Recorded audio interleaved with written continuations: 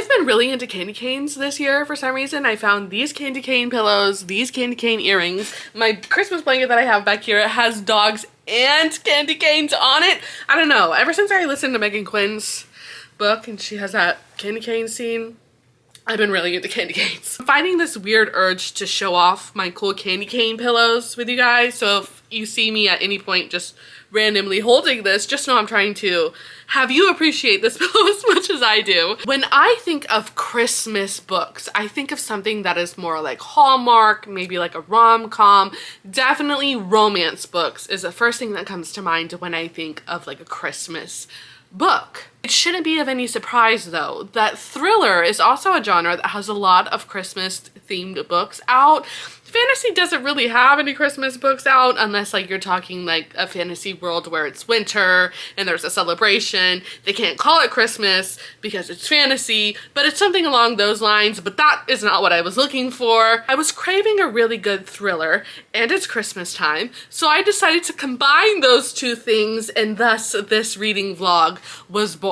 In the rest of this video, you will see me go on my Christmas thriller book journey from the picking of the book to maybe not enjoying the book. A possible DNF is in the future. Let's just go ahead and get into the video. He sees you when you're sleeping. He knows when you're awake. That part of the song is honestly pretty creepy. I actually have no idea what Christmas thriller book I want to read, and in classic Mercedes fashion, I am turning to TikTok to scour the recommendations that people have put out there who know a lot more about Christmas thriller books than I do. For some reason, I really like the cover of this book. The title is You Better Watch Out by James S. Murphy and Durin Wearmouth. God, you would think on how much I read that I would be better at English. I'm not. Most of the time when I find myself in a situation where I want to read a book but I have no idea what I'm about to read and I go on TikTok and I'm just looking for recommendations, I typically go based off the title and the cover. If the title can draw me in and if it's a cool cover, I'm more likely to read it. So that's kind of what I'm going off of right now. I don't read synopsis. I don't look up reviews. I prefer to go in 100% blind.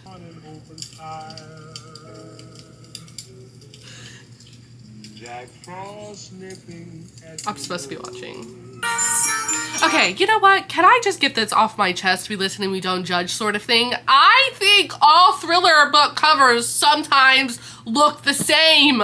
It's usually like this mysterious picture of a house or like a road that leads to nowhere. Thriller covers, can we spice it up, please? Give me something new.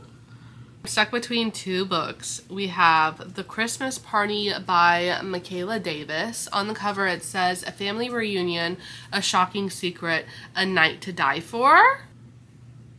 That sounds interesting. Or we have You Better Watch Out by James S. Murphy and what the fuck? I am in the same position as I was literally 2 seconds ago. Durin Wearmouth.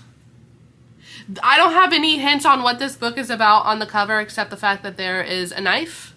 There's no like little secret happening here. Let's see. Let me get my Kindle. Sorry, my nose was really itchy. What's that little like wives' tale when your nose itches? Oh, I'm gonna have to Google. Someone's thinking about me? Who's thinking about me? If your nose is itchy, you're going to kiss a fool? Are you calling my husband a fool? Oh, wait. An itchy nose signifies that company is coming soon, meaning that someone is visiting you soon. No one better show up at my house!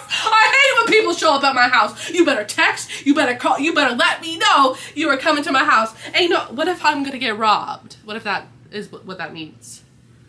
Oh, I shouldn't have Googled it. How am I gonna make this decision? How am I gonna pick? Let me text my husband.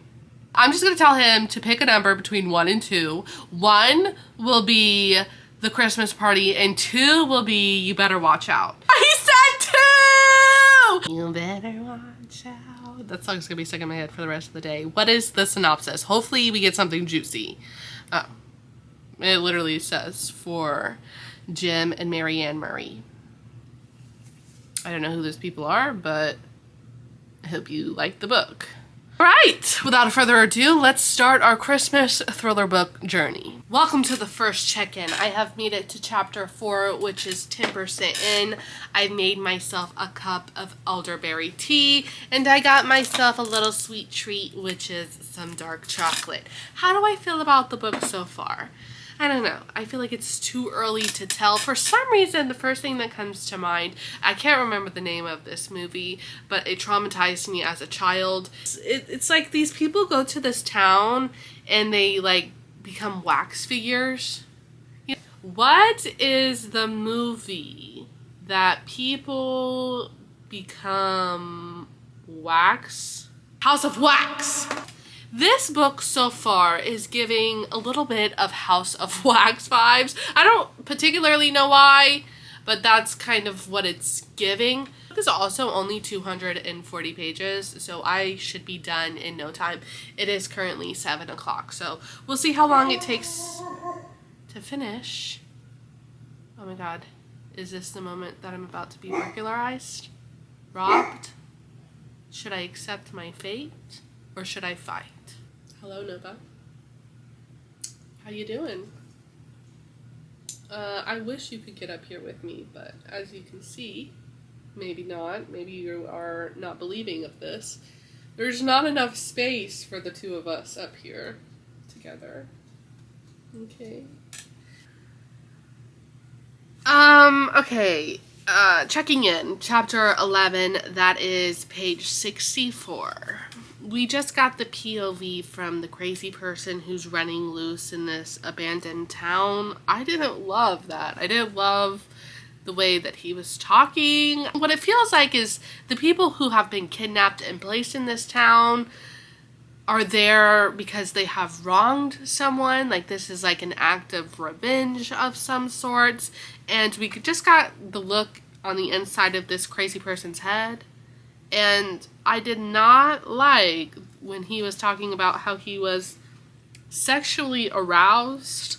And then he was thinking about his last victim, who was a teenage girl. And it says, images of his last victim rushed in the front of his mind. How the teenage girl had screamed and fought against him, hammered her fist against his chest.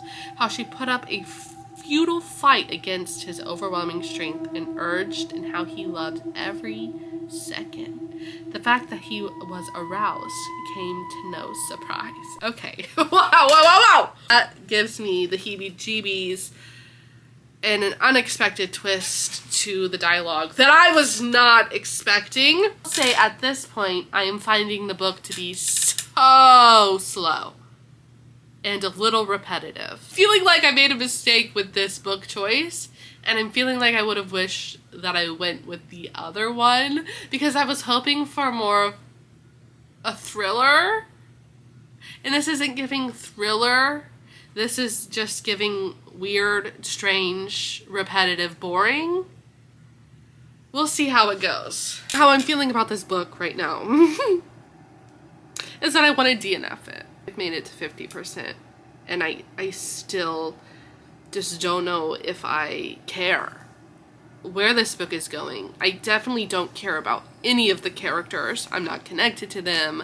I think they're all kind of garbage, and the writing is just, oh, you know, like at the point in the book where you are just, you know, like you are angrily tapping your Kindle to turn the page, you should just DNF it. So that's what I think I'm gonna do. I posted a video about it on TikTok, and someone said that the author of this book is actually one of the people from Impractical Jokers, Mur from Impractical Jokers. I don't watch them, so I had no idea. But maybe I'll read the other Christmas book that I was stuck between, The Christmas Party, and it is on Kindle Unlimited. I'm just realizing that I spent $15 on this book to just DNF it. And I know people say you can return it. I could return it. Can I? Could I? Can you return on the Kindle? I don't know. I just don't like to go through the hassle. I bought it, you know, I might as well keep it. Ugh. Now it is currently 9 p.m. And how many pages is this book? Let's see if I can finish it tonight. Lee has a good dedication. I am a sucker for a good dedication. Oh my god, it just says for my family. Isn't that what Frida McFadden does for her dedications too, for my family? It's like that one kapow at the beginning of the book from the author to the reader that could really set the tone between the two people. You know, and I am sure your family, you know, is really appreciative of the dedication. I'm just saying. Oh, yep. This is what I'm looking for. Okay. All right. It's a murder mystery, I think, with a history, dark history that we're gonna have to figure out. Family drama on Christmas involving murder. Murder mystery. This is what I wanted. Let's get into it. I have opted for the position that is going to bring me maximum comfort. I got one of these neck massagers off Amazon and I have no regrets. I really am gambling here because I still want to continue reading, but I am so comfortable that I could fall asleep. I did in fact get a little too comfortable. I balled a little too close to the sun and I ended up falling asleep. And it is actually now several days later. The thing is when Cameron's off work, he works shift work. So he works like 2 days and he's off 2 days and then he works 3 days and he's off 3 days. So on the days that he's off, I like to be off too. I know that looks a little different, like I'm creating content and stuff, but like when he's like in the house, he's in my office, he's distracting me, I can't get a lot of things done. And so whenever he's off, I'm off too. So now that he's out of the house, he's actually hunting this weekend. Back to the book. I have made it about 50% of the way through. I think there is nice tension building in the plot. It seems like more than one person is keeping a secret. In my head, I think I know what's going to happen. But the problem with this between you and me is that I don't know if you've read this book. I don't know if you plan on reading this book, so I don't want to spoil anything for you. I will say, to be as ominous as possible, I think one of the sisters are involved. I think she's kind of like orchestrating things behind the scenes. And I don't exactly know where the book is going in the end. Like, I don't know what the final outcome is, but I am side-eyeing one sister in particular. With that being said, let's continue the reading. And fingers crossed that the ending is twisty and turny, because that's what we're looking for this holiday season. Wait, what the fuck? Hold on, wait.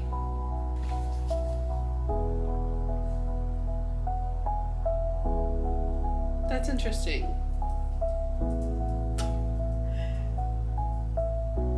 What?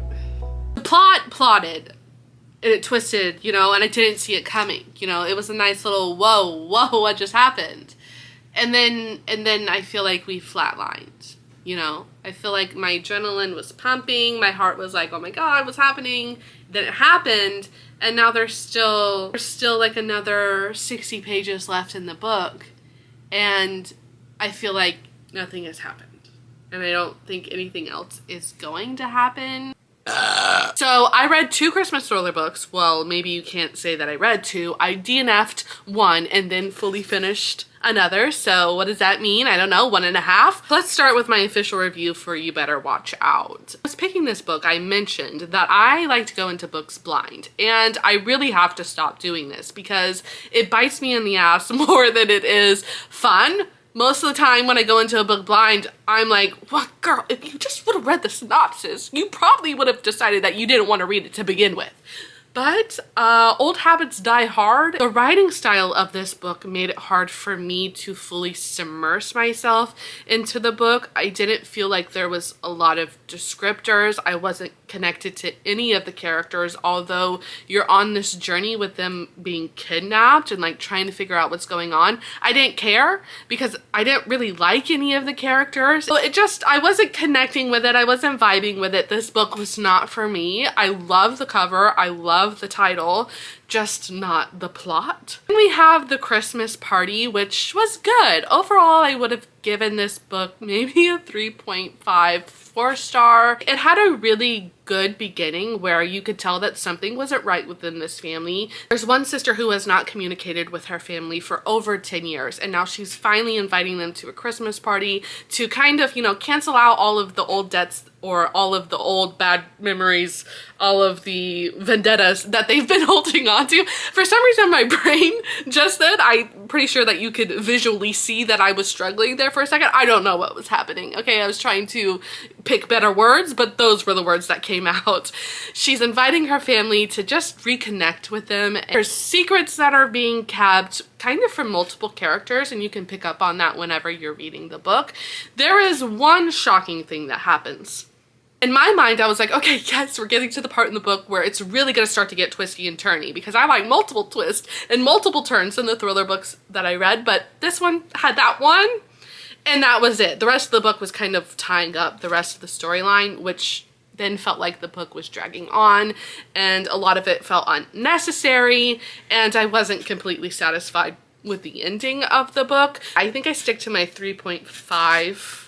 I lean more towards that way than I do 4-star. I'm really looking forward to this new year. This new year, it's gonna be a new me, I promise. Like, I'm committed to just being a different version of Mercedes. I think a really good quality to have in a person is the ability to self-reflect and just see where you've been lacking in your life and where you've been lacking, like, giving yourself, like, in your life. And I have noticed a lot of things that I'm really ready and excited to improve on, and this is the first time in a really long time that I have felt motivated to do so. I don't know what happened to my voice right there. Okay, we're not gonna talk about it. I don't know why I'm talking. I brought your attention to it, but we're gonna move on. So my New Year's resolution for 2025 is to genuinely start to take care of myself again, like have self-care a top priority in my life, in my daily routine, and just take a lot better care of my mental health.